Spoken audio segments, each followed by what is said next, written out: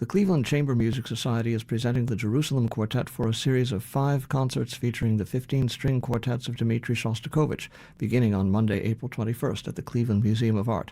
Akron-based composer James Wilding of the University of Akron will be giving the pre-concert talks, and he joins us by phone now on WCLV. James, thanks for speaking with us. Thanks for having me. How important a musical event is this for Northeast Ohio? Very important. I've not heard of such an amazing event in the 25 years that I've lived in Northeast Ohio. And when the Cleveland Chamber Music Society phoned me and asked me to do the previews, I jumped at it because it's such a big cycle of works and so critical to Shostakovich's output that it's just wonderful that we have this being performed here. He wrote 15 symphonies and 15 string quartets, but they don't exactly parallel. Talk about the string quartets as a lifelong project. Absolutely, yeah. As you say, they don't parallel. He started his symphonies before his string quartets. But I think also there's an aspect of what he was trying to do with the works that's a little different, because the symphonies had to be played for the party officials and the people, and he had to write a certain way. Which, of course, he also thumbed his nose at society in the symphonies. But in the string quartets, there's an intimacy about them that gives them, he can approach them a little bit differently. And so one almost feels he started writing his first string quartet, he was in his early 30s, and he wrote them all the way through till his late 60s. So it's almost 4 decades of creative output. One feels as if he's really able to express himself in the most intimate ways. It's not that he has a different style in his quartets and symphonies. I think the style is coherent. But, for example, if he's feeling somewhat pressured to write something triumphant in the symphony, he might not necessarily feel that way in a string quartet and just write whatever he feels. So these are private compositions in a sense? Yes, I would say so.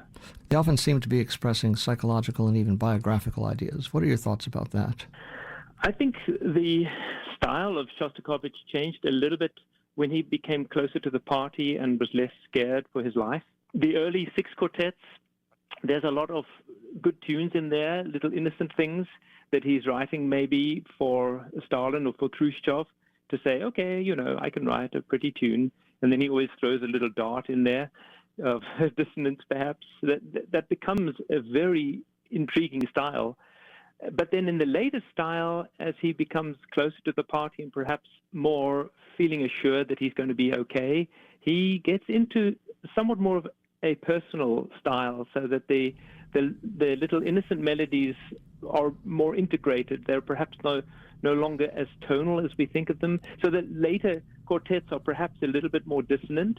That one can probably read into, people have, to say, well, Shostakovich it was eating him up that he had to be a spokespiece for the party, and so he wrote this dissonant music. But I actually see it another way. I see it that he was finally able to write any music that he wanted to. Over the decades, his approach to the string quartet seems to have been extremely sophisticated and informed. Can you talk about how his approach evolved over the decades? He was an extraordinary genius, an absolutely inspirational person to think about and to study these pieces, because he wasn't a string player himself.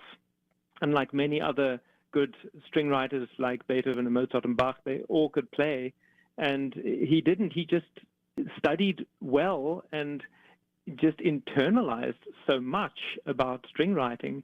He also had a perfect ear, so he didn't sit at the piano and write piano music and then transcribe it for strings. He imagined exactly how it was going to be and then wrote it out. I can't speak from a string player because I'm not a string player either. So one would have to ask them. But just from the number of string quartets that take on Shostakovich and seem to enjoy playing it, I must imagine that it's amazing to play. Challenging, but it must be amazing.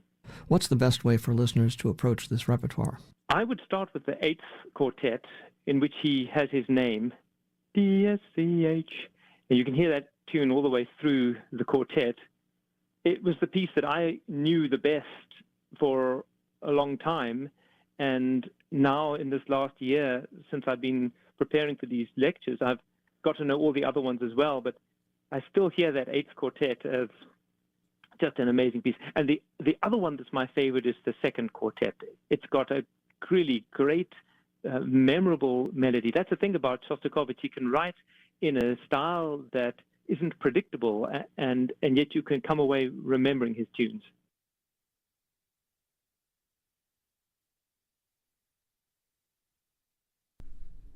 Jerusalem Quartet plays the complete string quartets of Dmitri Shostakovich in a series of 5 concerts, April 21st, 22nd, and 23rd, and April 29th and 30th, in the Cleveland Museum of Art's Gartner Auditorium. The Jerusalem Quartet will also conduct master classes that are open to the public, and there will be a screening at the Cleveland Museum of Art of the 1964 film Hamlet, directed by Grigory Kozintsev, with a score by Shostakovich. That's on Wednesday, April 23rd at 3 p.m. For more information, visit clevelandchambermusic.org. It was Mark Satola in conversation with James Wilding on the Shostakovich string quartets, the cycle being presented by the Jerusalem Quartet next week. And tune in Sunday at 8 for a special on this series of broadcasts that Mark will be hosting, with actual recordings by the Jerusalem Quartet and the music of Dmitri Shostakovich. We have some Shostakovich now, the Burlesque finale, fourth movement of his Violin Concerto No. 1 of 1955. Lydia Mordkovich is the violinist. Nemyerve leads the Royal Scottish National Orchestra.